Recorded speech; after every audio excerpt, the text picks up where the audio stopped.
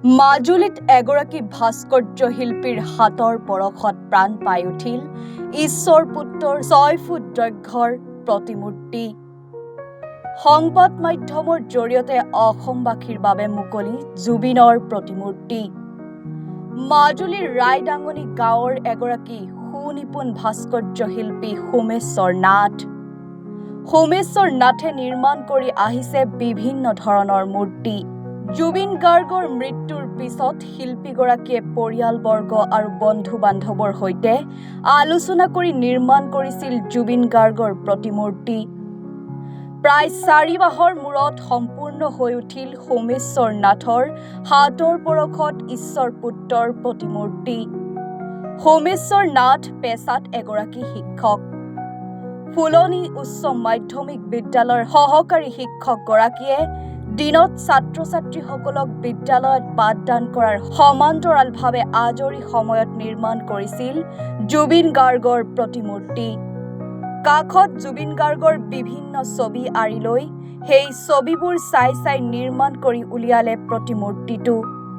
সোমেশ্বৰ নাথে ঈশ্বৰ পুত্ৰক দান কৰিব কোনো সংগঠন বা অনুষ্ঠানক, যিয়ে সযতনে ৰাখিব ঈশ্বৰ পুত্ৰক।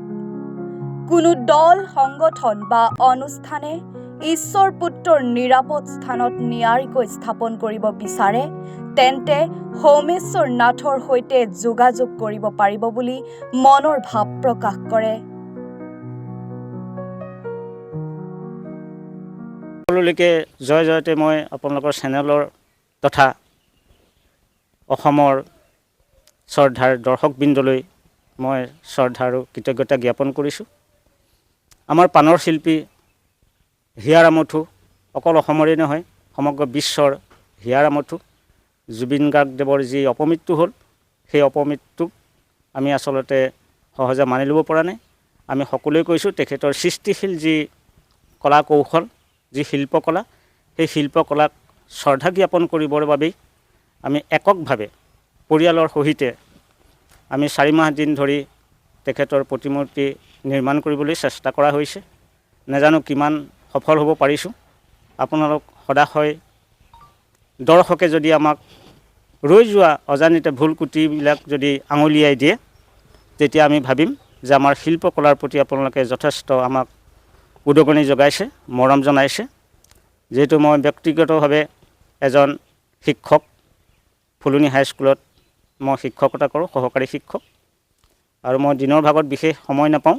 সেয়েহে মই ৰাতিৰ ভাগত কামভাগ কৰিবলৈ চেষ্টা কৰোঁ, আৰু এই কামভাগ কৰোঁতে মোৰ পৰিয়ালৰ মোৰ সন্তান ধনমণি নাথ আৰু মোৰ কন্যা শ্ৰীমতী বন্দনা নাথ আৰু মোৰ সহধৰ্মিনী শ্ৰীমতী মীনাপ্ৰভা নাথদেৱে মোক যথেষ্ট প্ৰেৰণা যোগাইছে, সহায় সহযোগ কৰিছে।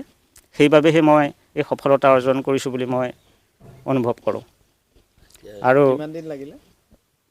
মাহ হিচাপে প্ৰায় 4 মাহ, ইভাগে যদি কৰা হয় 1-1.5 মাহৰ ভিতৰত হ'লহেঁতেন হয়। গতিকে মই দিনৰ ভাগত উল্লেখেই কৰিছোঁ, দিনৰ ভাগত মই কৰিবলৈ সময় নাপাওঁ, ৰাতি কৰা কাম। আৰু কোনোবাই যদি নিব বিচাৰে, যদি কোনোবাই নিব বিচাৰে, কোনোবা দল সংগঠন, তেতিয়া খৰচৰ কথা এটা আছে, সেই কথা বতৰাখিনিও পাতি লোৱা হ'ব।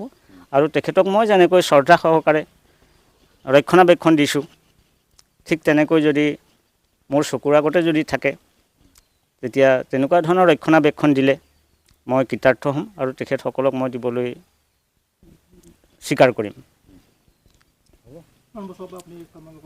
মই 2007 চনৰ পৰা কৰিছোঁ। 2007 চনৰ পৰা মই এই কামত জড়িত। যিহেতু মোৰ কোনো প্ৰশিক্ষণ নাই, যিহেতু মোৰ দেউতা এজন আছিলে ভাস্কৰ্য শিল্পী, তেখেতে ৰাৱণ, কুম্ভকৰ্ণ, বান ৰজা তেনেকুৱা ধৰণৰ ভাওনাবিলাকত ৰাৱণ কুম্ভকৰ্ণৰ মুখা তৈয়াৰ কৰিছিল। আৰু তেতিয়া আমি সৰু অৱস্থাত আছিলোঁ, তেতিয়া মাত্ৰ চাইহে আছিলোঁ, কিন্তু শিকা নাছিলোঁ। সম্ভৱ সেই দেউতাৰ আশীৰ্বাদতেই হয়তো আমাৰ হাতলৈ চাগে সেইভাগ বস্তু আহিছে, আপ্ৰাণ চেষ্টা কৰা হৈছে। আৰু মই খন্তেক আগতে উল্লেখ কৰিছোঁ, মাজুলীত যিমানবিলাক ভাগৱত অনুষ্ঠান 7 দিনীয়া 7 ৰাতিকৈ অনুষ্ঠিত কৰে, সেই ভাগৱত অনুষ্ঠানতো আমাক নিমন্ত্ৰণ কৰে সদায় সেই ব্যক্তিসকলে। এই নৈমিষাৰণ্য ক্ষেত্ৰৰ এই ঋষিমুনিসকলক, যেনে আপোনাৰ শুক পৰীক্ষিতকে আদি কৰি শ্ৰমিক শিঙিমুনি, সেই ঋষিমুনিসকলক নৈমিষাৰণ্য ক্ষেত্ৰত নিৰ্মাণ কৰাত সেইখিনিও মই ৰাইজৰ সেৱা কৰি আহিছোঁ। গতিকে যদি সদাশয় ব্যক্তিসকলে আমাক অকণমান ভাল দৃষ্টিৰে চাই আমাক অনুপ্ৰাণিত কৰে, তেতিয়া আমি পুনৰ এনেকুৱা ধৰণৰ কামত জড়িত হৈ আগবাঢ়ি যাবলৈ, আপোনালোকৰ সেৱা কৰিবলৈ সুবিধা দিব বুলি মই আপোনালোকক কৰজোৰে অনুৰোধ জনালোঁ। মাজুলীৰ পৰা উজ্জ্বল পেগুৰ ৰিপৰ্ট, এনি ভাৰত 24।